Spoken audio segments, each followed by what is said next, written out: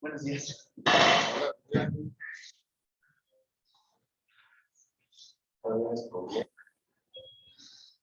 Ni tanto, porque no puedo resbalar. Estos platos no tienen tracción. ¿Qué pasa? Podemos remodarse. Las gradas no.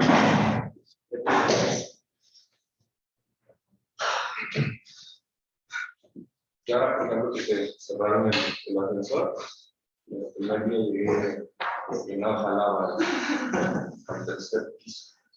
qué miércoles, pero ¿qué pasó? Claro, un año sin hacer nada de inglés y nada de eso. Tan solo pero es otro tipo de cosas. Bueno, muy buenos días con todos. No sé si me escuchan ahí en casa. Supongo que sí. Carlos. ¿Micrófono? Sí, se escucha. Bueno, ahora corrijamos. ¿Sí se escucha bien? Sí, Se sí se escucha un escucha bien. poquito lejos, pero Ok, muy bien. Entonces, el día de hoy deberíamos empezar con una preparación. Como les comentaba, estamos un poquito atrasados con los temas, con todo este tema del ¿qué es? De la reunión, del Zoom y toda esa cosa. Entonces vamos a hacer una parte, vamos a empezar directamente. Esta semana, si alcanzamos, dependiendo de cómo nos va, hago la revisión la próxima clase, ¿listo? De la preparación de esta semana. Entonces, para no perder más tiempo, en la anterior clase les hice sacar la constante de rigidez de un resorte. ¿Cuánto les dio? ¿Quieren una división? ¿Sí? ¿La tienen por ahí? Bueno, no la pierdan, no pierdan el resorte, identifiquen su resorte, porque la idea es que después vamos a unir los resortes para mirar si, bueno, toda la parte matemática que estamos desarrollando coincide con la parte teórica que estamos haciendo. ¿Listo? Entonces, vamos a hablar. A ver, no sé si me hago acá. El problema con mi iPad que está como un poco sin carga. Yo voy a hacer. ¿Listo? ¿Hay que se ve? ¿Lo ven ahí en casa? Sí.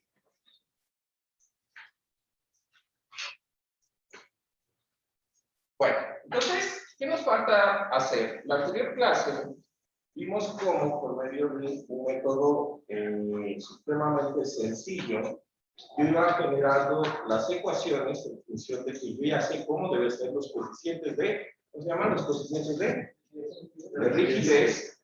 Y pues por medio de ecuaciones que puedo despejar y del equilibrio sacar cuánto vale cada uno de los coeficientes de rigidez. Y sacar la matriz de rigidez de un resorte. ¿Cuántas columnas tiene o filas o de qué dimensiones es una matriz de rigidez de un resorte? De 2 por 2, perfecto, ¿no? Claro, considerando que solamente se va a mover en este extremo un movimiento y en este extremo un movimiento y nada más. Ya sabemos que le podemos hacer así o cortar, ya pues estamos asumiendo eso. ¿Listo? Entonces, con esa matriz de rigidez, quedamos en que la matriz de rigidez del resorte era esta que tenemos aquí. ¿Listo? Esta que tenemos aquí. Bueno, ahora, en este caso, nosotros hemos hecho la matriz de rigidez de dos elementos unidos mediante este procedimiento. Pero el problema es que cuando yo empiezo a tener más elementos y tengo en cada elemento más grados de libertad, pues hacer las ecuaciones y para una estructura empezar a desarrollar las ecuaciones y calcular uno a uno por equilibrio lo que serían los coeficientes de flexibilidad, perdón, los coeficientes de rigidez, no es práctico, ¿sí? No tiene ningún fundamento, no es para nada práctico, ¿listo? Entonces, lo que nosotros vamos a hacer aquí es el proceso que vamos a utilizar de aquí en adelante, que se llama el proceso de ensamblaje de la matriz de rigidez por superposición, ¿sí? Entonces, ese proceso de ensamblaje de la matriz por superposición supone lo siguiente. Supone que usted va a tener nuevamente el resorte. A ver, vamos a ver si puedo copiar el resorte de arriba. Creo que sí, pues lo que ustedes no pueden hacer es cierto. A ver si todo funciona. Entonces yo voy a tener este resorte y de ese resorte lo que voy a encontrar o lo que le voy a aplicar es identificar los grados de libertad mediante unos nodos, ¿es verdad? Entonces los nodos poseen grados de libertad.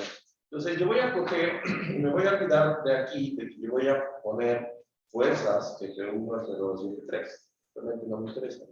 Lo que yo voy a decir es que este ya no me interesa que sea KB, ¿sí? Porque ya sé que así los vamos a llamar. Yo le voy a llamar en el curso a los elementos por números. Entonces este va a ser mi elemento 1 y mi elemento 2, ¿sí? Y esos números van a estar encerrados en un rectángulo, ¿sí? En un rectángulo. Ahora, lo que me va a importar más en análisis estructural es los nodos y cuántas formas tienen de moverse, ¿listo? Entonces, los nodos los voy a identificar también con números, pero encerrados en un círculo, ¿listo? Así para los exámenes también. Entonces, yo voy a decir que este es el nodo 1, este es el nodo 2 y este es el nodo 3, ¿listo? Entonces, de ahí voy a copiarme lo que serían las matrices de rigidez individuales de los resortes, ¿sí? Esas que vimos en la anterior clase. En la anterior clase también cogimos y vimos que la matriz de rigidez del resorte pues sería esta aquí, ¿no? Entonces, si este es el resorte K, el resorte 1, entonces sería K1 menos K1, K1 menos K1. ¿Estamos de acuerdo? Prácticamente eso sería así. O como nosotros ya habíamos llamado, K menos K, porque todos estos son iguales, ¿estamos de acuerdo? ¿No? Todos esos factores van a ser iguales. Entonces, teniendo eso, recordando eso en mente, lo que yo voy a hacer es generar la matriz de rigidez del resorte KA. Voy a decir que va a ser KA menos KA menos KA, KA. ¿Sí? Y la matriz de rigidez del resorte B. Y voy a decir que es K sub B, que va a ser igual a K sub B menos K sub B, K sub B. ¿Listo? Entonces, yo que tengo la matriz de rigidez de un resorte individual, nada más. Si tengo más resortes, tengo más matrices de rigidez. Punto. Si los resortes son iguales, pues van a ser la misma constante. Punto. ¿Listo? En estos, realmente lo importante es que yo identifique, ¿sí?, cuál es el grado de libertad dentro de la matriz de rigidez. Entonces, sabemos que en la columna izquierda de una matriz de rigidez del resorte la obtuvimos al mover el grado de libertad izquierdo del resorte, ¿no? Y la derecha al mover el grado de libertad derecho del resorte. Entonces, este va a ser el grado de libertad 1 y este va a ser el grado de libertad 2, corresponde a el lado izquierdo y derecho del resorte casual. ¿Estamos de acuerdo? ¿Listo? Y entonces, con esas filas, yo tengo también columnas. Entonces, esta va a ser la columna 1 y la columna 2 de la matriz de rigidez. ¿Estamos de acuerdo? ¿Listo? Ahora, vamos a hacer lo mismo para la matriz K sub B, o del resorte K sub B. Entonces, siguiendo esa lógica, en el resorte K sub B, ¿cuánto sería la primera, o qué nombre llevaría la primera columna de la matriz de rigidez K sub B? 2. Exacto, sería 2 y 3. Ahora, aquí pasó algo, ¿no?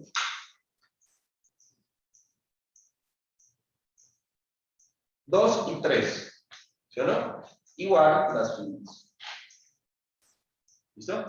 Entonces, yo sé que mi matriz de rigidez de un resorte, de dos resortes, de estos dos resortes unidos, teniendo en cuenta esa configuración, pues va a ser igual a la matriz de rigidez del elemento, ¿sí o no?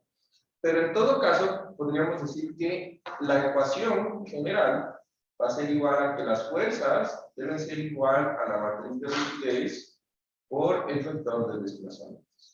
¿Es verdad? Esa sería nuestra ecuación general. Entonces sabríamos que ¿cuántas fuerzas hay? Pues hay 3 grados de libertad, 3 formas de aplicar fuerza. Entonces voy a tener F1, F2 y F3. Y ese va a ser mi vector de fuerzas. Voy a tener aquí mi matriz de rigidez. Pero entonces, mi matriz de rigidez, ¿cómo va a ser? Pues voy a hacer lo mismo. Este es la fuerza 1 está aplicada en el nodo 1, en el grado de libertad 1. La fuerza 2 está aplicada en el grado de libertad 2, ¿sí o no? Y la fuerza 3 aplicada en el grado de libertad 3. Y aquí, pues yo sé que así como están las filas, podrían estar las columnas. Y tengo espacio, ¿cierto?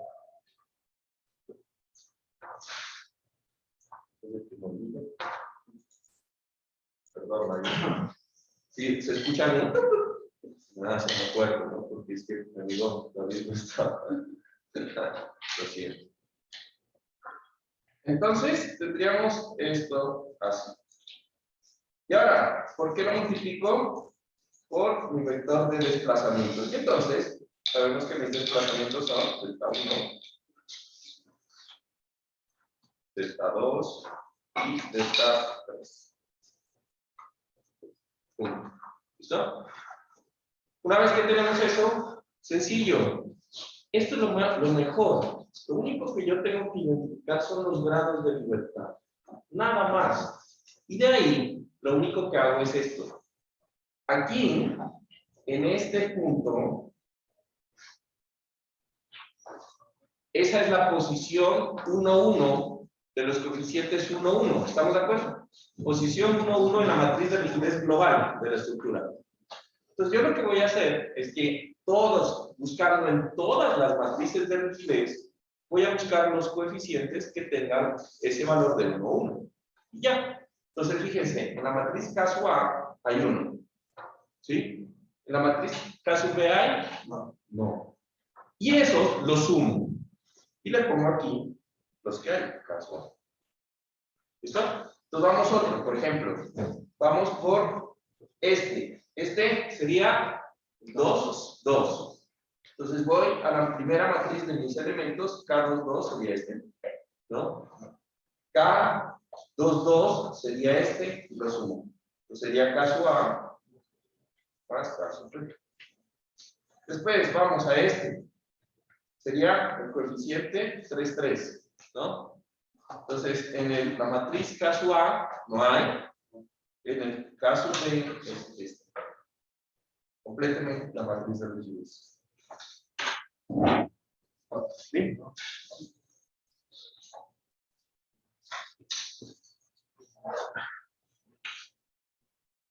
Las compañeras se esperaron a su hija.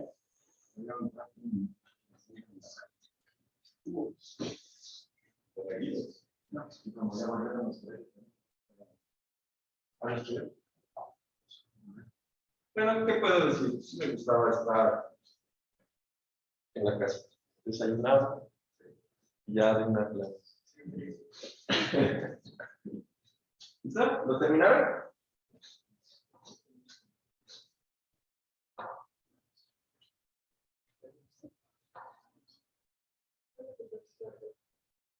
Por ejemplo, este busca 2, 2, 1. Recuerden que siempre la nomenclatura es fila, columna. Entonces este sería fila 2, columna 1. Entonces, uno que son iguales. Fila 2, columna 1. No, es 1, 3. ¿Dónde dice?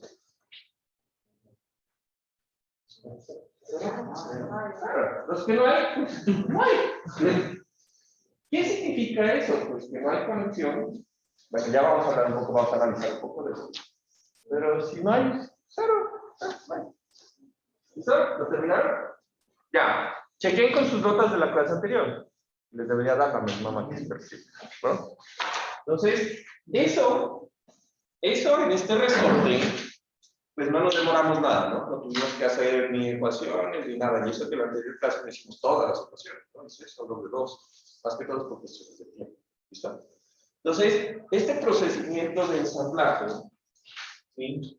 Ahora, yo voy a terminar, este sería menos KA, menos KA, menos KA. Entonces es fácil, porque ya sé que es simétrica, pues solamente tengo que saber que si esto, ahorita bien como, era 0, entonces esto acá debe ser 0, ¿ya? Por simetría, recuerden, ¿no? Entonces, ¿recuerdan la propiedad que les decía? Que los valores de la diagonal siempre se suman, ¿sí? ¿A qué me refería con eso? Es que imagínense que por algún motivo, yo no sé, por algún motivo extraño, les dio que en la diagonal tenían que sumar este con este, supongan. Eso no puede ser. Si ya ven que hay un término de una matriz individual que es negativo, ese no puede estar nunca en la diagonal de la matriz global de la estructura. No puede darse, ya, no puede darse. Entonces, si les dicen miércoles, no, aquí hice algo mal, algo hablé mal en la matriz del elemento, algo así. ¿Listo? Ahora, ¿qué significan estos ceros? Ah, me faltan estos dos, ¿no? A ver, 3, 2, y ya menos KB. Menos KB, y este debe ser menos KB. Bueno. ¿Qué significan los términos de cero? Cero significa que no hay conexión entre esos dos nodos. Y por lo tanto, si yo deformo un nodo, pues el otro ni se va a enterar. Porque recuerden que siempre va a estar empotrado. Entonces, por ejemplo, tenemos el término 1, 3. Entonces, ¿hay conexión entre el nodo 1 y 3? No. No hay nada que lo una al nodo 1 con el nodo 3 directamente. O sea, no hay un elemento. Pero puedes decir, ah, pero ¿cómo? Si ahí estoy viendo que están unidos. Sí, pero no directamente. O sea, no hay una barra o un resorte que los una directamente entre esos dos. ¿Listo? Entonces, ¿qué podrían esperar? Si yo pongo que eso es el nodo 1, 2, 3 y 4, ¿sí? Así, supongan que el pórtico de siempre. Ese es el nodo 1, 2, 3, 4, ¿sí? La fila 1, 4 debería ser 0 ese coeficiente porque ese nodo y ese nodo no están conectados. La fila 1, 3 también deberían ser 0. Y como es simétrico, 3, 1, 4, 1 también debería ser 0, ¿ven? Entonces, esto de la matriz de rigidez es solamente entender el fundamento y de ahí ya vamos desarrollando todo, ¿no? Entonces, ahora, pues claro, ya lo sabemos así, pero cuando por allá mis amigos close, ¿no?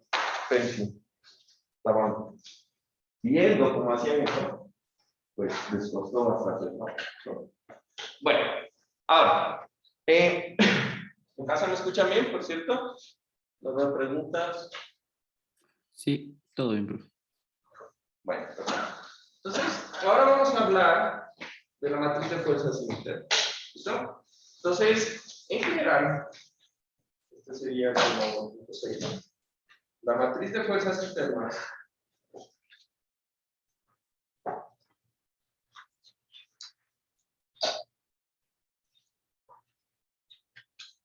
¿Sí? La matriz de fuerzas internas se refiere a aquellas fuerzas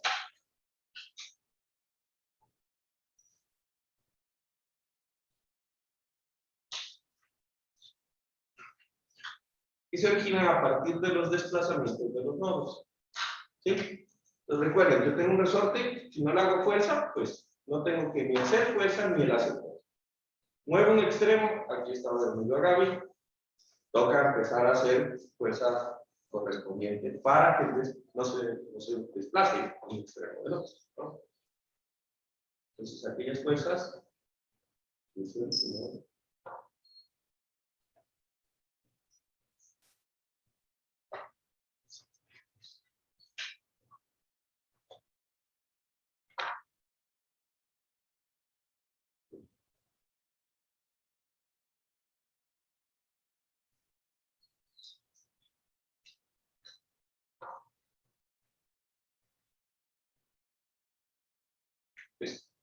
bueno, ahora, ¿a qué se refiere eso? ¿Sí?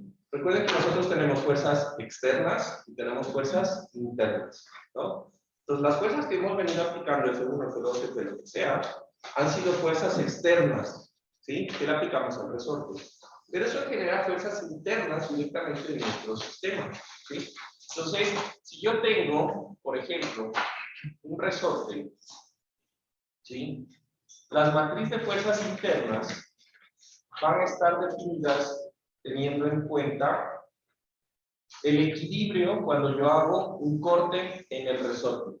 ¿Listo? Entonces, volviendo a esta similitud, las fuerzas en los elementos que te suelen ¿sí? Van a ser igual a K por delta, ¿no? En general, eso es lo que nos hemos venido trabajando. Ahora, cuando hablamos de la matriz de fuerzas internas, vamos a tener un resorte en el cual su matriz de rigidez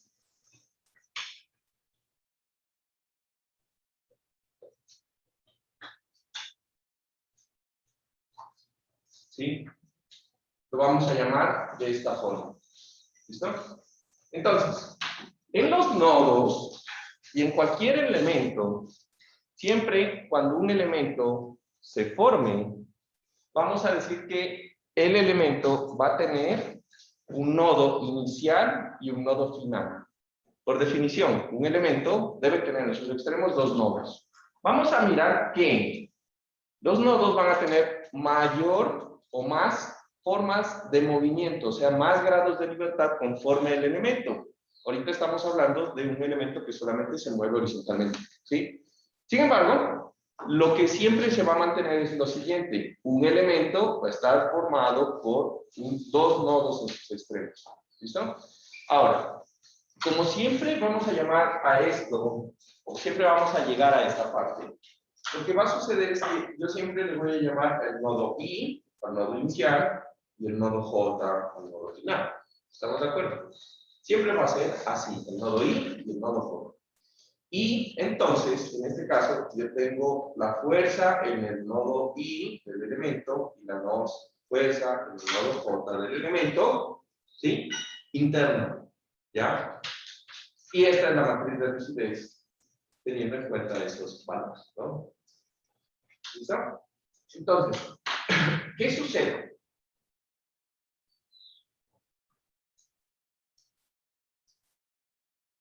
Si yo quiero saber las fuerzas internas que ocurren en mi elemento, ¿sí? Las fuerzas internas que ocurren en mi elemento, lo que yo voy a hacer es que a mi nodito le voy a hacer un corte, ¿ya? Entonces, imagínense que mi nodito, perdón, mi elemento, yo le hago un corte en la mitad y le hago el equilibrio, ¿sí? Entonces, en el momento en que yo cojo y le hago el equilibrio, me voy a dar cuenta que para que el sistema esté en equilibrio, ya que la fuerza en el nodo I es de izquierda a derecha, pues la reacción que sale al cortar el elemento del resorte debe ser de derecha a izquierda. ¿Estamos de acuerdo con eso? Lo mismo que mirábamos en análisis estructural. ¿Listo?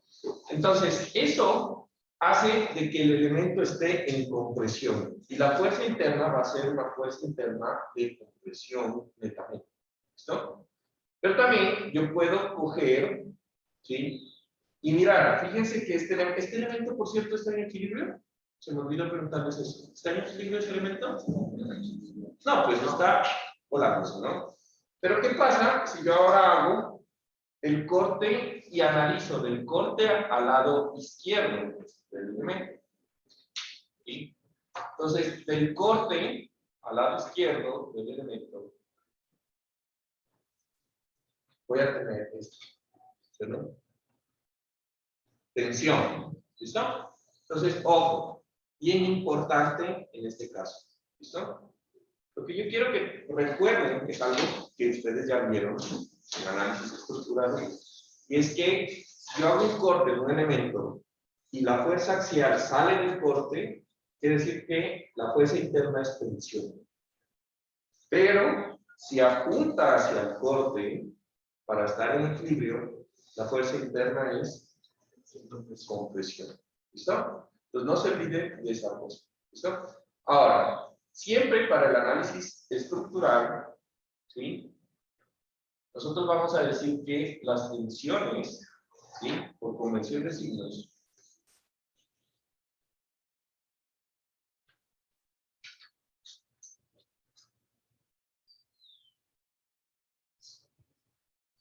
sabemos que las tensiones son positivas.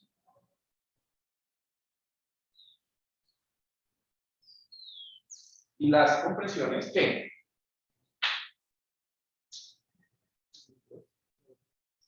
Pues si nos baja esto, ¿no? Bueno, ahorita depende, ¿no?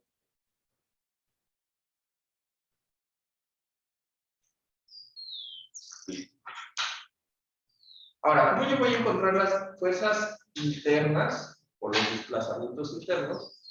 Pues, de alguna forma, esas fuerzas internas están relacionadas a la matriz de rigidez, ¿sí?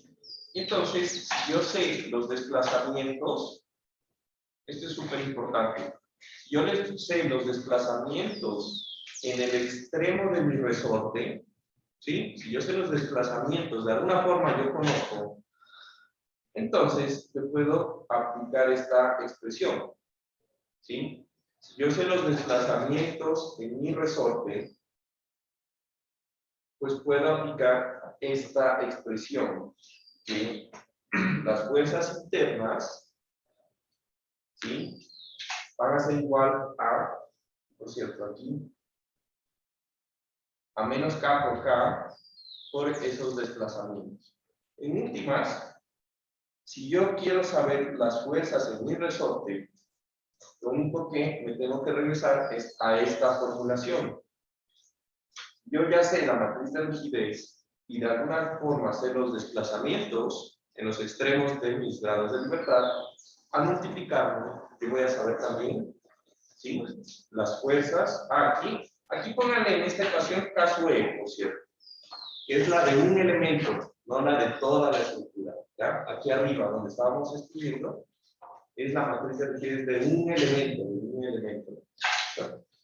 Entonces, esto de aquí lo vamos a utilizar bastante para la programación en MATLAB. ¿Listo? La programación en MATLAB. Por cierto, ¿cómo les fue en MATLAB? ¿Sí? ¿Qué versión consiguieron?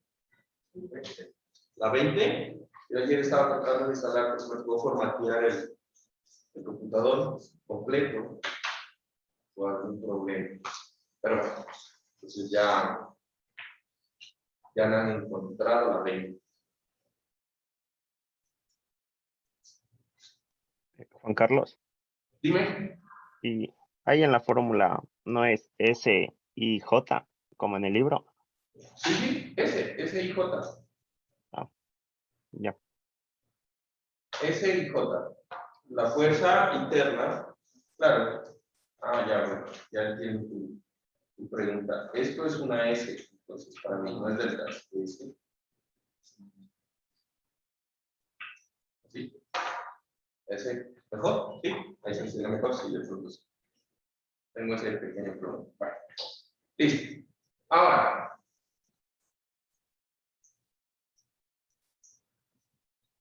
yo creo que vamos a pasar directamente. Vamos a pasar directamente al siguiente tema y hacemos el ejemplo en el próximo elemento. ¿Listo? Entonces vamos a hablar de otra cosa que es bastante importante, que son los sistemas de coordenadas.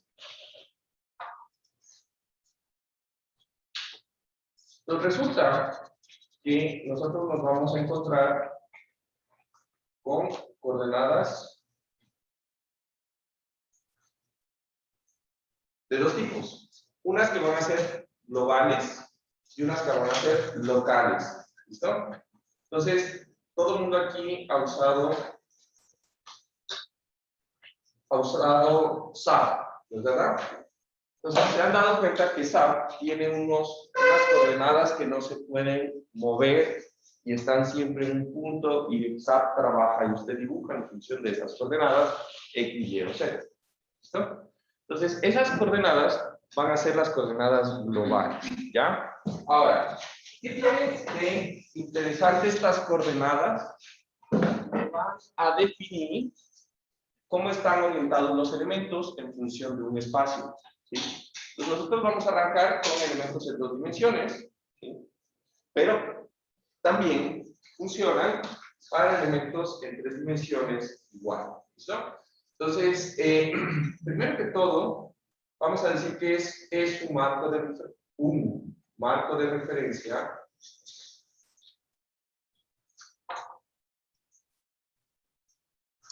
inamovible.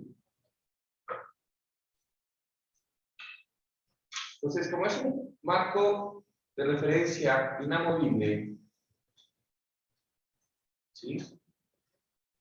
Va a ser único para cada estructura. ¿Listo? Ahora, no quiere decir que la estructura, una misma estructura, no se vaya a poder colocar en diferentes coordenadas globales. Lo único que es que cuando usted va a construir su estructura, va a decir, bueno, yo quiero que el 0 esté en esa esquina, 0, 0, 0, o el 0 esté en la otra esquina, y de ahí parte, y durante todo el análisis estructural, los resultados que usted va a encontrar va a estar en función de ese marco de referencia, nada más. Eso es lo único que se necesita. ¿Listo? Ahora, sigue la regla de la mano derecha.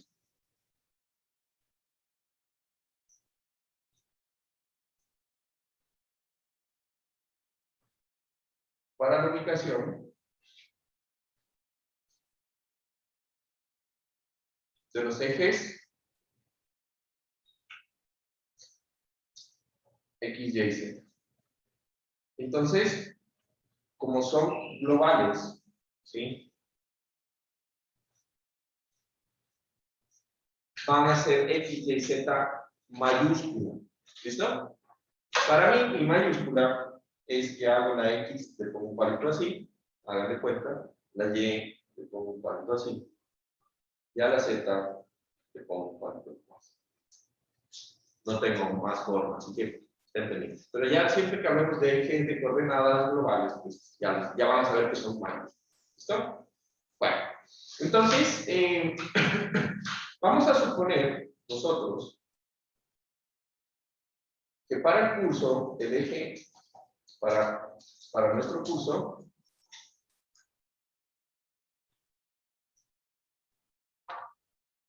el eje Z apunta hacia nosotros.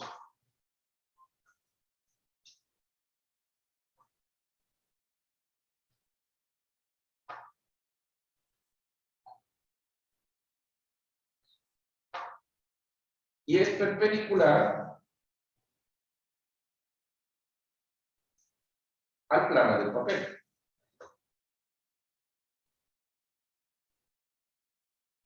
Entonces, yo tengo aquí, ustedes tienen aquí su iPad, su tablet, su cuaderno. Entonces, yo voy a tener que siempre Z apunta hacia arriba. ¿Listo? Entonces, ¿cómo deberían ser los otros ejes? Entonces, con la regla de la mano derecha, recuerden, dedo gordo, X, dedo índice, Y, ¿cómo se llama? ¿Cuál? Ah, este es el anulado, ¿no? Medio. Medio, Z, ¿no? Siempre me olvido. Me perdí esa clase, ¿no? Entonces, para que el eje, el dedo medio apunte hacia arriba, pues ya saben. Pero hay varias formas, ¿no? Yo puedo tener el eje X así, el eje Y así, X, Y, Z apunta hacia arriba, ¿no? Pero también puedo tener el eje X así, el eje Y así, ¿no? También apunta hacia arriba, ¿no? No importa, como sea, pero que eje Z apunta hacia arriba. En SAP deben tener cuidado, porque cuando ustedes le aplican el vector X, Y, ¿sí? Tengan en cuenta que SAP por definición dibuja en un plano X, Z, ¿sí? Entonces, si yo tengo, con la regla de la mano derecha, el eje X y el eje Z, ¿no? Eje X, Z, sí, eje X, Z, el Y apunta hacia dentro. Lo que quiere decir que para SAP, una fuerza positiva en Y va a ser una fuerza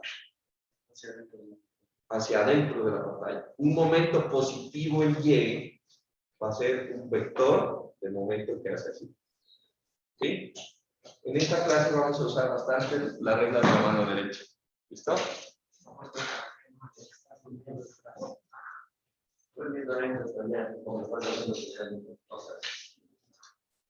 ¿Listo?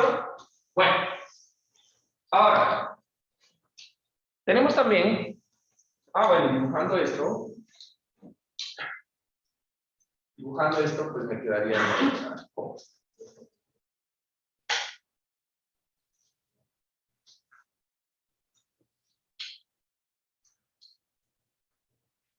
Pues yo voy a tener aquí mi eje X, ay, perdón, creo que se puede hacer así, funciona, ¿verdad? Así,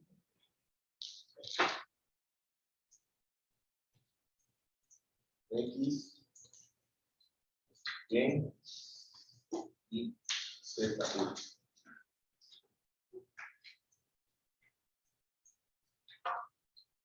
Listo. Ahora, ¿por qué son importantes estos ejes de coordenadas? ¿No?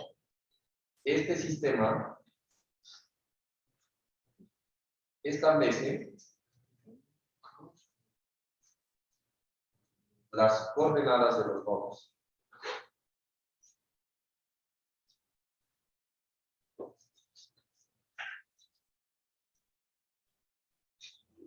¿Listo? Y entonces, también tiene que ver con todo lo relacionado a los nodos. ¿Qué tenemos en los nodos?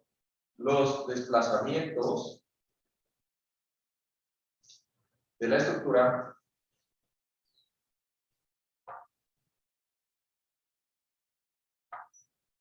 ¿sí? Y establece también las fuerzas externas.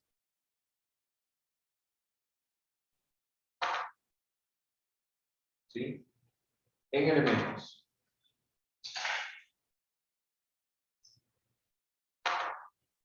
Listo. Ahora, súper importante este tipo de coordenadas. Ahí tenemos las coordenadas locales. ¿Listo? Por cierto, Marisa, que ya terminan de copiar.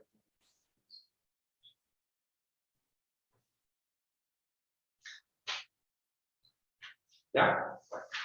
Ahora, ¿cuáles son el eje de coordenadas locales o los ejes de coordenadas locales? Van a estar definidos por los elementos. Nosotros vamos en esta clase a definir solamente elementos que sean elementos rectos o resortes rectos que tengan dos nodos en sí. Entonces, estos elementos ¿sí? Van a estar orientados en cualquier posición en el espacio. Pero ellos mismos tienen un sistema y cada elemento tiene un sistema de coordenadas. ¿Listo? Ahora, entonces, se originan a partir de la creación de un elemento.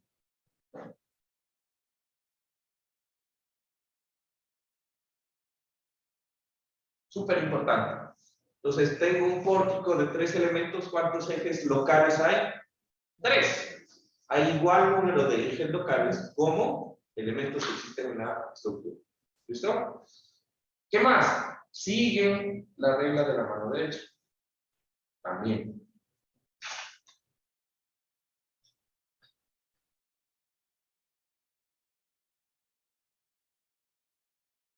¿Listo? Sigue la regla de la mano derecha. También. Y para la clase, vamos a hacer igual. Hacemos que Z apunte hacia nosotros. Bueno, podríamos decir, bueno, apunte hacia nosotros y sea perpendicular al plano de la hoja, o plano de, ¿cómo le puse al niño? Sea perpendicular, eso.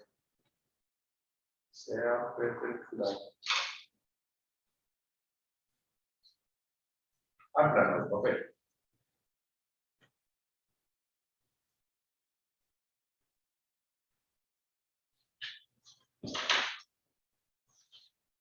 Listo, entonces, esto es súper importante. Yo dije que un elemento tiene un nodo y un nodo J, ¿no? Lo que nosotros queremos es que este elemento tenga coordenadas locales.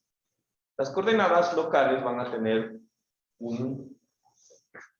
digamos, una regla que sigue también SAP, de hecho también sigue la misma regla SAP. Siempre va a estar el eje X paralelo al eje longitudinal del elemento. Entonces, este es el eje longitudinal, ¿sí o no? Pero siempre va a estar orientado que parte, la flecha, el vector del eje local X, parte del nodo Y en dirección al nodo J. ¿Listo? Entonces, si yo sigo la regla de la mano derecha, ya me está quedando difícil hacer la demostración. Háganla ustedes.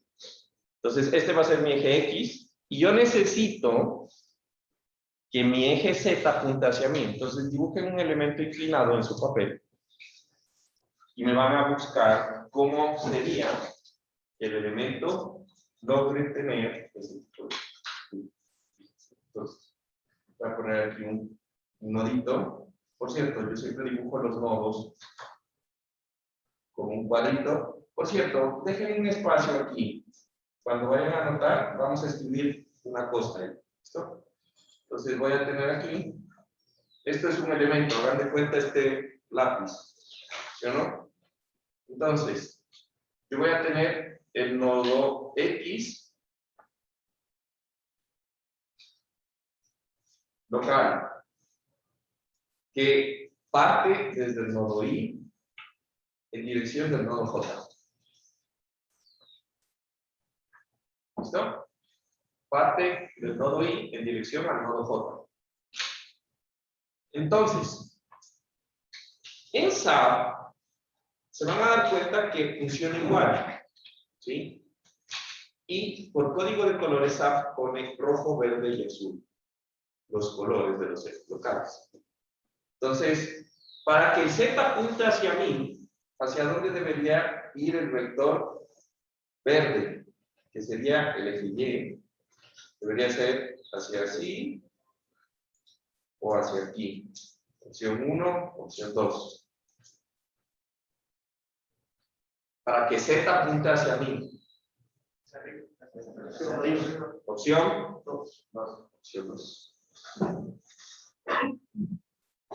Entonces, este sería mi eje Y, y eso hace que mi eje azul se vea solamente como un punto, y sea Z allá.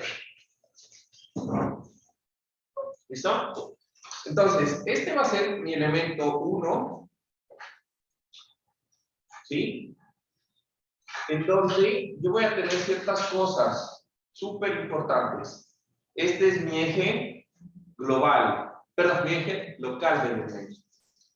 A este, que es el nodo Y, yo le voy a llamar que el nodo Y en este sistema va a ser mi nodo 1. ¿Sí? Y mi nodo J va a ser mi nodo 2. ¿Estamos de acuerdo? Ahora, pasa algo bien importante, y es que yo tengo un sistema de ejes de coordenadas globales. ¿Recuerdan? Que yo tengo mi sistema de ejes de coordenadas globales, que sería este de acá, acabo de mencionar. ¿No? Entonces, supóngase que así, tal cual como en SAP, este elemento está en este sistema de coordenadas globales, está ubicado en algún punto, ¿sí? En algunas coordenadas, ¿listo? Entonces, hay algo bien importante que nosotros necesitamos, y es que este sistema de coordenadas globales, por cierto, me van a servir para medir los ángulos de inclinación de mi elemento, ¿sí? Entonces, ¿yo qué voy a hacer? Voy a trasladar el eje X de mi eje de coordenadas globales y lo voy a poner en un punto que intercepte el origen del eje de coordenadas locales. Entonces, este es mi eje de X global. ¿Estamos de acuerdo? Ese es mi eje X global. ¿Ya? Tiene la misma dirección, ¿sí?, que el eje de coordenadas globales. Pero hagan de cuenta que yo aquí tengo mi bolígrafo y mi eje X está acá. Entonces yo lo que hago es, o así más inclinado, es trasladar el vector de tal forma que este elemento va a generar un ángulo. ¿Estamos? El vector global lo transfiero, nada más con la misma inclinación, sentido, solo que lo paso de un punto a otro. Sabemos, ¿no? Eso es estática, ¿no? Eso es estática básica. ¿Listo? Ahora, respecto a eso, lo que yo voy a tener es unos ejes de medición. ¿Listo? Entonces, este va a ser mi eje de coordenadas. A ver, solo lo voy a poner de pronto amarillo.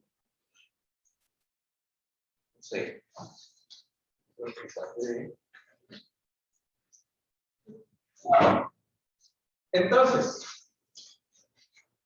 siempre vamos a medir un ángulo en función desde o partiendo desde el eje de coordenadas global que acabo de transferir al eje de coordenadas local.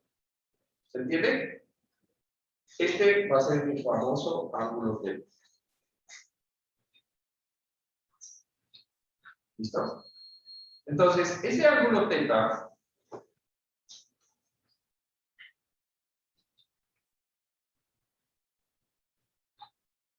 tiene dos versiones. El ángulo θ que es positivo y el ángulo θ que es negativo. ¿Ya? ¿A qué se refiere con el signo? Es el signo. Imagínense que ese elemento sea o esté a 45 grados, realmente no importa. ¿Listo?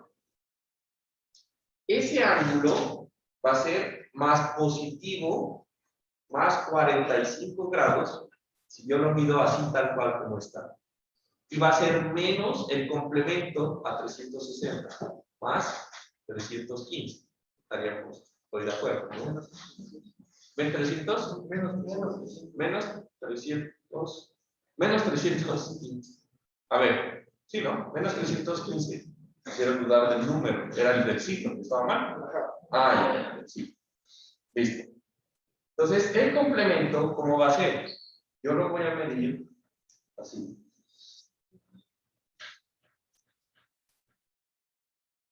¿Listo? Entonces, este va a ser el ángulo θ, pero negativo. ¿Listo? Entonces, ¿cuál va a ser la diferencia? ¿Cuál va a ser la diferencia? Nada más que θ va a ser positivo. θ es positivo cuando el ángulo, ¿sí? O cuando se mide contra las manecillas del reloj.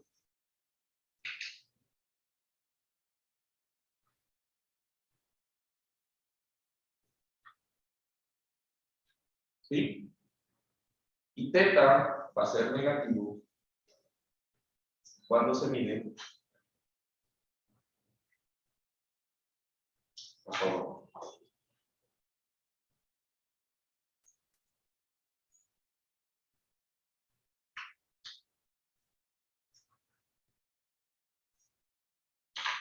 ¿Listo? Súper importante. Saquen su calculadora. ¿Sí? Y van a calcular el coseno de 45. ¿Ah? No. ¿Seguro?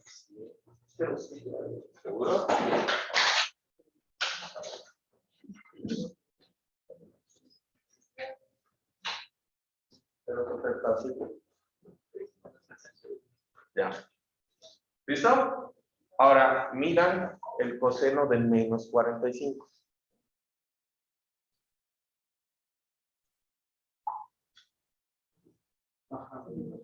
¿Les dio lo mismo? Sí.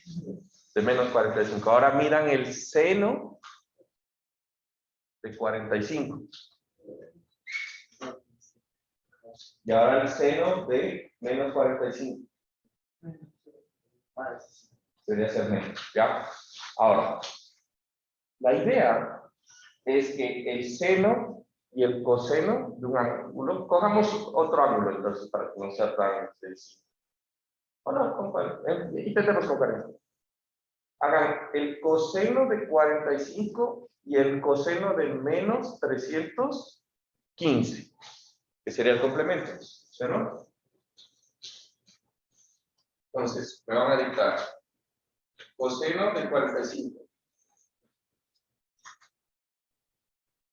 dijimos que era 0.77, me parece que ya. El coseno de 315 grados, de menos 315 grados. ¿Ah? Lo mismo. 0.77. Ya. El seno de 45 grados. Creo que era el mismo, ¿no? Claro, debería ser el mismo. Por eso decía, pongamos 35 mejor, para que no nos den los mismos números, ¿no? Nos va a dar lo mismo. Y este sería entonces menos 325. ¿Sí, no? ¿Sí? Ya, ahora sí.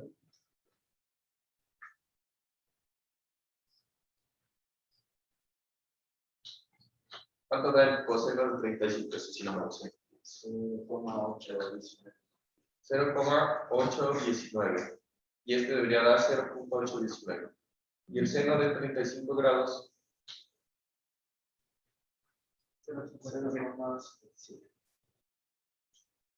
Ya. Y el seno de menos 325 grados.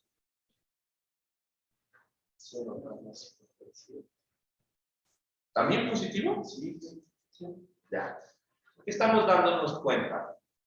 Si ustedes los miden así, el seno y el coseno les tiene que dar el mismo valor.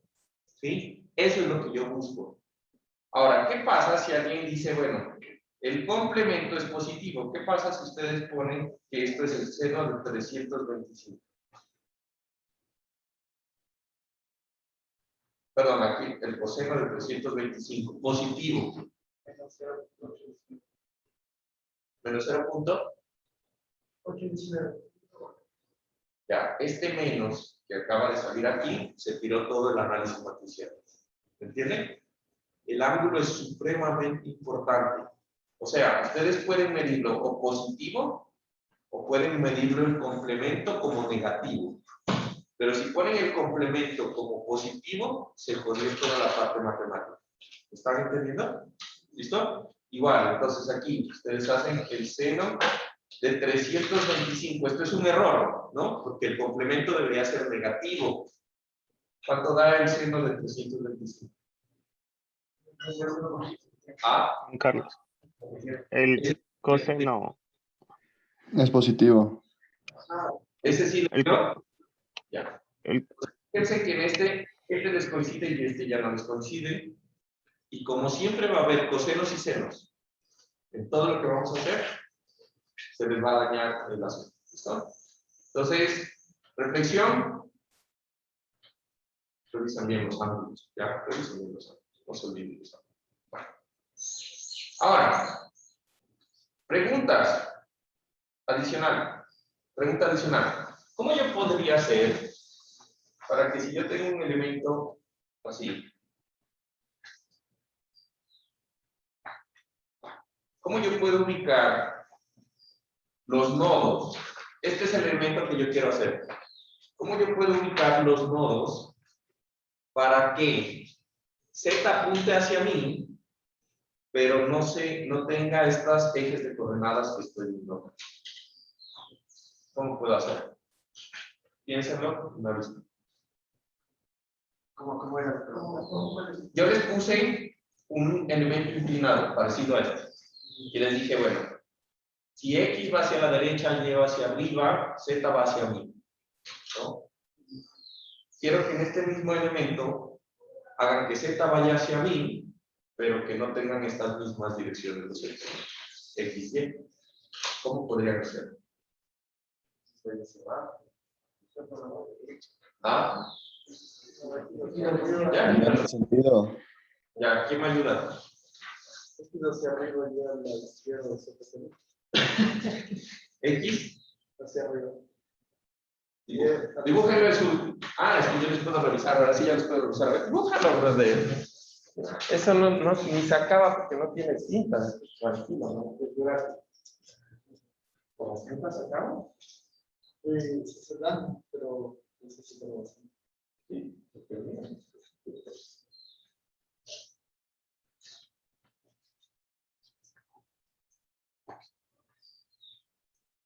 Ya, los que hayan hecho eso, en función de esos ejes, me marcan cuál es el nodo y el nodo 2.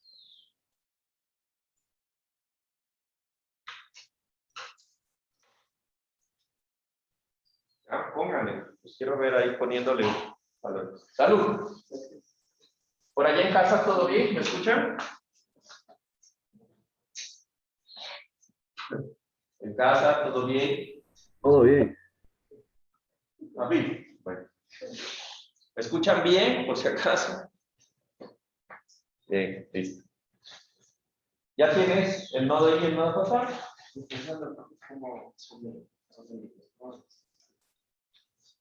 Ya, a ver. Voy a pasar por cada puesto.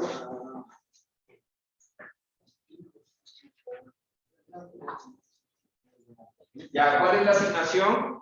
¿Cuál es la asignación? Ya. Ya, esta vez quiero que lo hagas solo. ¿Cuál es la asignación? En ese elemento inclinado, quiero que le pongan los ejes locales a ese elemento, teniendo en cuenta lo que hemos visto, ¿no? Pero que no coincidan con los que le puse al elemento cuando lo expliqué. De tal forma que Z apunte hacia mí, pero no, el X no vaya hacia la derecha y el Y no vaya hacia arriba. Eso es. Y una vez que hagan eso, le pongan el nodo I y el nodo J al elemento. ¿Ya?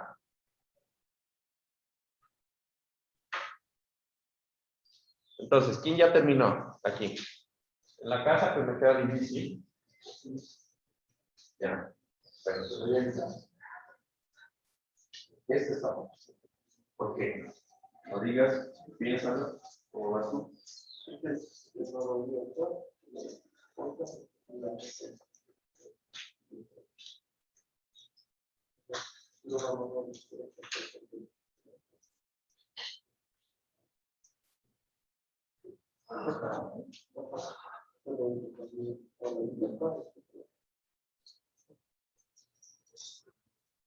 A ver, ¿dónde está tu X? Déjame ver ahí. Ya, es que no me llegaba.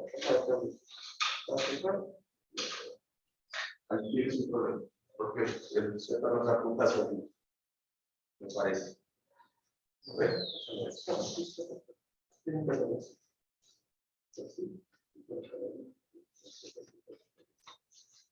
Sí, tienes problemas. ¿Está bien? Perfecto. ¿Dónde está tu X? No. Recuerda que el Z tiene que apuntar hacia mí. ¿No? Este es X. Ya, tienes un problema por eso.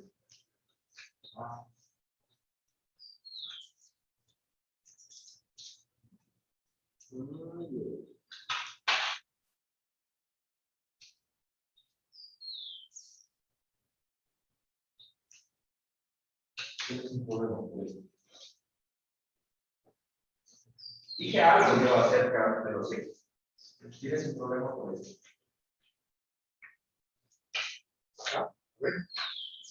Sí. ¿Estás bien? O sea, este es el que supuestamente apunta hacia mí.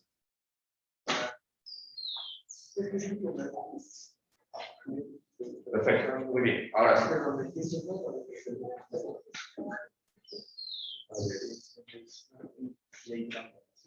Sí, ya, no tienes un problema por eso.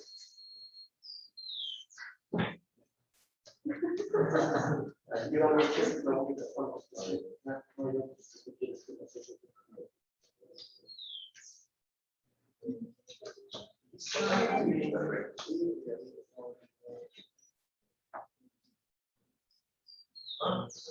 Listo. Ojo, dije, el eje X siempre es paralelo al elemento. Recuerden eso.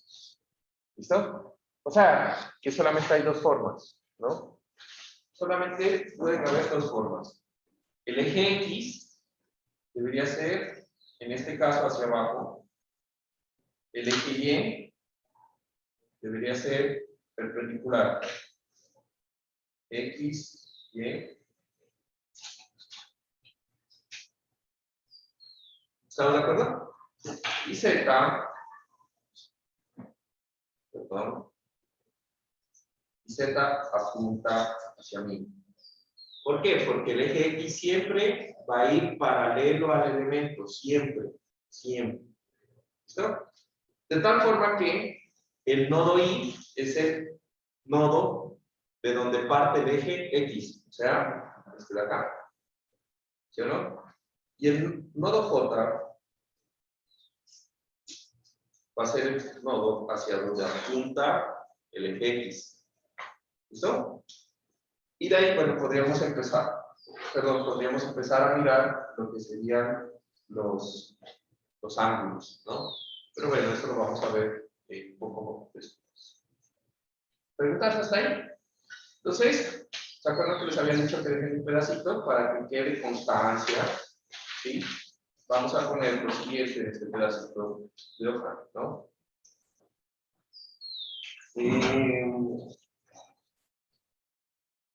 Dice en la clase, hacemos que Z apunta hacia nosotros y sea perpendicular a través del papel. Sin embargo, el eje X, ¿sí? Local, siempre es paralelo a la longitud del elemento.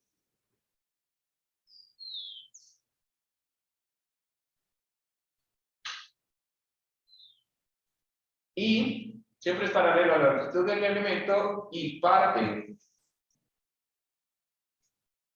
del nodo inicial y hacia el nodo final.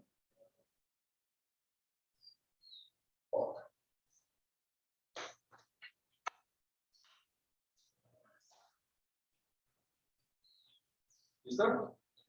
Aquí lo único que me queda decir es lo siguiente. Este es mi nodo I y este es mi nodo J. Ojo. Cualquiera de los dos elementos yo los puedo llamar 1. ¿Listo?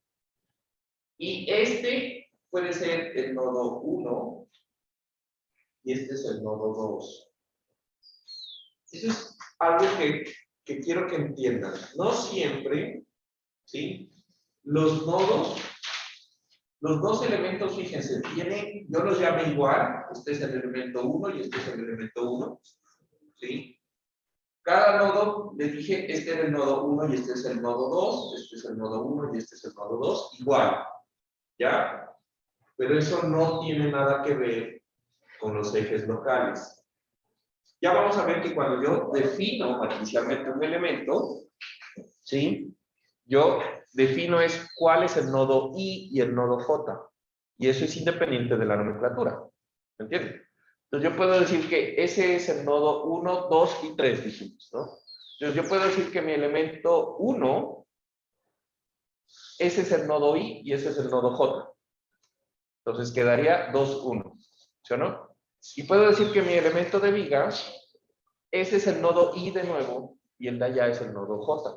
Entonces quedaría 2, 3. ¿Sí? Eso va a cambiar los ejes locales, nada más. Pero en el momento que cambian los ejes locales, también va a cambiar la forma como nosotros leemos los resultados que nos va a salir del matricial. ¿Listo? Del matricial. Tenemos, ¿a qué hora se acaba esto? 9:50. Bueno, listo. Ahora, ¿puedes cerrar, por favor? Juan Carlos, Y para los ejes globales es X, Y, Z mayúscula. sí, Ya, gracias. bueno. Ahora, esto es súper importante, ¿no? Aquí vamos a hablar de un tema súper importante que es, listo, ya tengo el vector de fuerzas internas, ¿sí? Tengo lo que sería ahora ya una barra de armadura, estamos hablando de barras de armadura. Entonces, ¿yo qué hago con esto? ¿No? Pues vamos a hablar de lo que se llama la solución por el método de desplazamientos.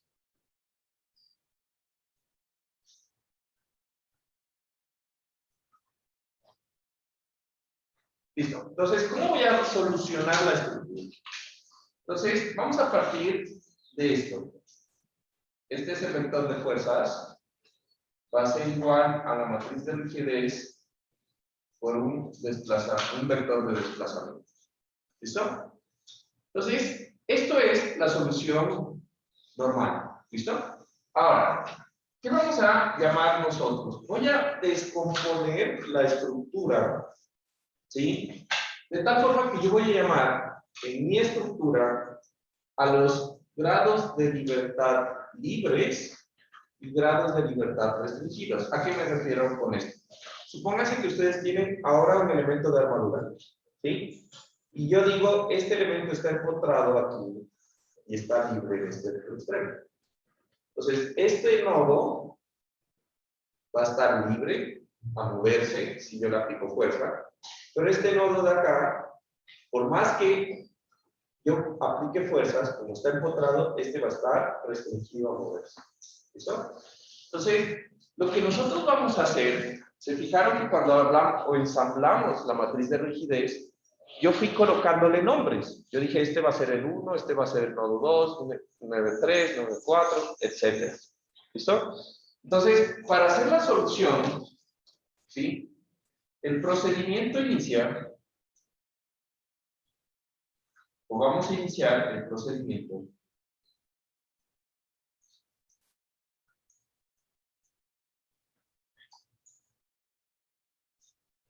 nombrando los grados de libertad numéricamente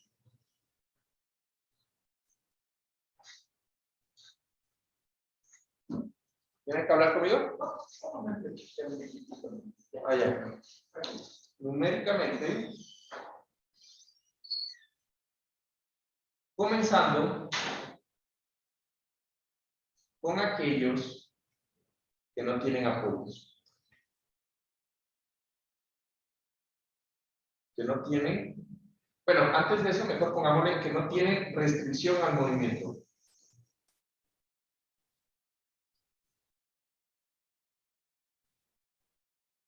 Que en teoría pues serían los apoyos.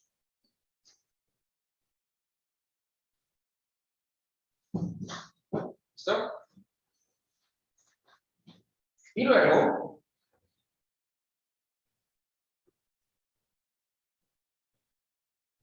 se enumeran aquellos grados de libertad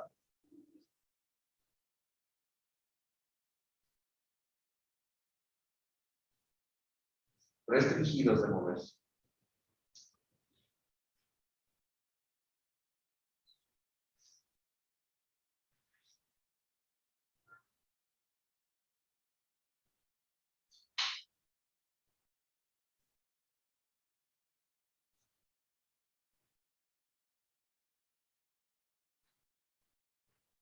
¿Listo? Entonces, eso es lo que vamos a hacer. Primero, vamos a nombrar los que están sin apoyos, a numerar los que están sin apoyos. Y al final, numeramos los que están restringidos o los que tienen apoyos. ¿Listo? ¿Se entiende esa parte? Ya. Entonces, tenemos esta expresión F igual a K por delta. Y entonces, lo que nosotros vamos a hacer es que vamos a dividir la expresión en función de las fuerzas y las reacciones en mi estructura, ¿no? Entonces, F van a ser fuerzas aplicadas en los nodos. ¿Listo? Entonces, imagínense que ustedes tengan una estructura de una armadurita, ¿ya? Entonces, las fuerzas externas que se están aplicando en los nodos de la armadura, ¿sí? Son esas fuerzas F. Y en los apoyos, las fuerzas externas que generan los apoyos son las reacciones en los apoyos. ¿Sí o no? Igual son fuerzas externas. Están aplicadas en unos nodos, pero nosotros las conocemos como reacciones. ¿Ya? Una reacción no es nada más que una fuerza externa. ¿Sí? Eso pues lo vemos en análisis estructural. No hay ningún problema. ¿Me entienden? ¿No? Entonces, R van a ser las reacciones en los apoyos. Entonces ustedes me van a preguntar, Juan, ¿y qué pasa si yo tengo en mi apoyo aplicada una fuerza? ¿No? Externa parte de la reacción. Pues nada, matricialmente es la misma fuerza. Sumo la fuerza aplicada externa y la reacción. Y eso debe estar como la fuerza que está aplicada en ese nodo. Punto. ¿Listo? No es nada más. Para matricial no le importa, él no entiende que la estructura está apoyada. Solamente entiende que ese grado de libertad no se mueve. Eso es lo que entiende el matricial. Y como no se mueve, se generan fuerzas. Punto. No le importa más. ¿Listo? Y eso es lo versátil del análisis matricial. Usted puede apoyar la estructura y decirle, este sí, se mueve, y esto no se mueve, tal cosa. Ya, así. ¿Listo? Bueno. Ahora, esa estructura, ¿sí? Ustedes las van a conocer en el libro también como F sub N y F sub A. Así está, me parece que en el libro. ¿Listo? Entonces, ese valor, ¿sí? Va a ser igual a una matriz de rigidez. Entonces, aquí va a pasar algo interesante, ¿sí? Lo más interesante que va a pasar es que como ya entendemos cómo se arma la matriz de rigidez, yo voy a tener tantas columnas y cada columna y fila están relacionados a un grado de libertad, ¿sí? Que puede ser o libre o puede ser restringido. ¿Estamos de acuerdo? ¿Listo? Entonces yo voy a separar, y como nombré primero los que estaban libres, yo voy a tener todas las primeras columnas y las primeras filas que pertenecen a esos grados de libertad que son libres de moverse. ¿Sí o no? Entonces yo voy a tener aquí mi matriz de rigidez. Y en mi matriz de rigidez yo voy a coger y voy a poner una línea. Es decir, hasta aquí son las columnas que son libres en esta estructura. Y hasta aquí son las filas que son libres en mi estructura. Entonces, las libres van a ser las columnas que yo ya voy a llamar N. En el libro las llaman N, para tener consecuencia con el libro. ¿Listo? Y las restringidas les van a llamar A. ¿Se entiende? Entonces, ¿cuántas columnas hay ahí? Pues depende de mi estructura, ¿no? Entonces, si ustedes saben que mi estructura, mi pórtico, por ejemplo, ese pórtico, dijimos que tenía ¿cuántos grados de libertad?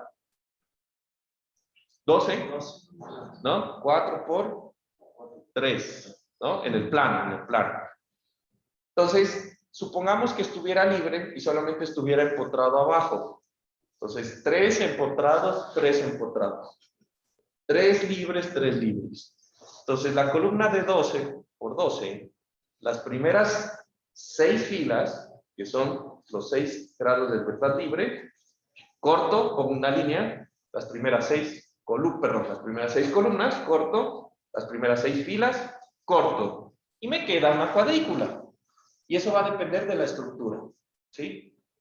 Todas las estructuras van a tener esa división distinta, pero solamente tengo que identificar es eso. ¿Cuántos grados de libertad están libres de moverse y cuáles son restringidos? ¿Se entiende? Ya. ¿Se dan cuenta que eso se vuelve unas submatrices? ¿Sí o no? Esas submatrices yo les voy a llamar así. K, ¿sí? N, A.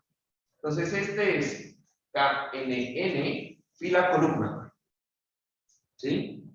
Este ¿cómo sería? KN fila A ¿Sí o no? KNA. ¿Estamos?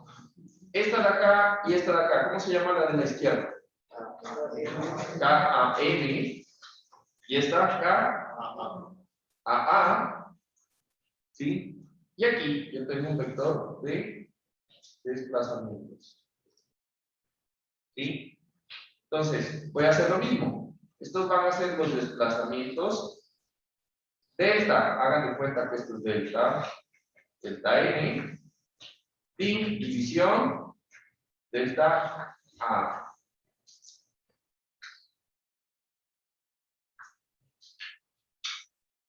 ¿Sí? Entonces,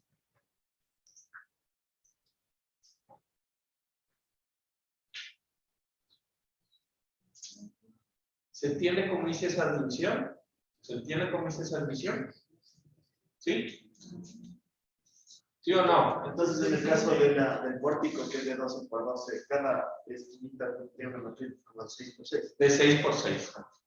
Ajá, de 6 por 6. Pero no necesariamente vamos a ver que todas las matrices van a ser cuadradas. Solo la KNN es cuadrada.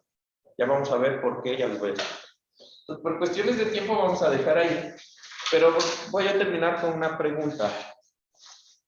Estos son la matriz de rigidez de una estructura esquemáticamente, ¿no? Estas son las fuerzas que están aplicados en los grados que se pueden mover. ¿Esas yo las conozco? Sí, claro, son las cargas. Son las cargas. Muy bien. ¿Estas las conozco? ¿Que son las reacciones? No. No. Acá tengo un problema, ¿no? ¿La matriz de rigidez la puedo hacer? Sí. ¿No? Sí. Porque ya la sé ensamblar. Los desplazamientos en los grados que se mueven, en los nodos que se pueden mover, ¿yo lo sé? No, porque eso era lo que se mataron a calcular en el primer semestre. Los desplazamientos en los nodos que no se pueden mover. ¿Sí? ¿Cuánto es este vector? Ya vamos a ver que eso hace que todo el sistema de solución funcione. Yo sé que esto es 0, sé que esto es una matriz, es un sistema de ecuaciones, y yo los puedo separar las ecuaciones. La próxima vez. Que los desplazamientos son unitarios. No, eso es para armar la matriz de rigidez. Pero en una estructura, esos desplazamientos son, los de apoyo son ceros. En los otros no se sabe. ¿No? Bueno. Entonces, la próxima clase, vamos a continuar en el contenido asincrónico de esta semana. Les voy a subir un videito para que ustedes lo vean. ¿Ya? Para la próxima clase. Tengan en cuenta eso. ¿Todo bien en casa? ¿Sí, no? Sí, Juan Carlos. Nos vemos la próxima clase. Que estén muy bien. Gracias. Gracias, Carlos. Pero más seguro que la vez pasada reciba la preparación, dependiendo de cómo hayamos avanzado, ¿ya?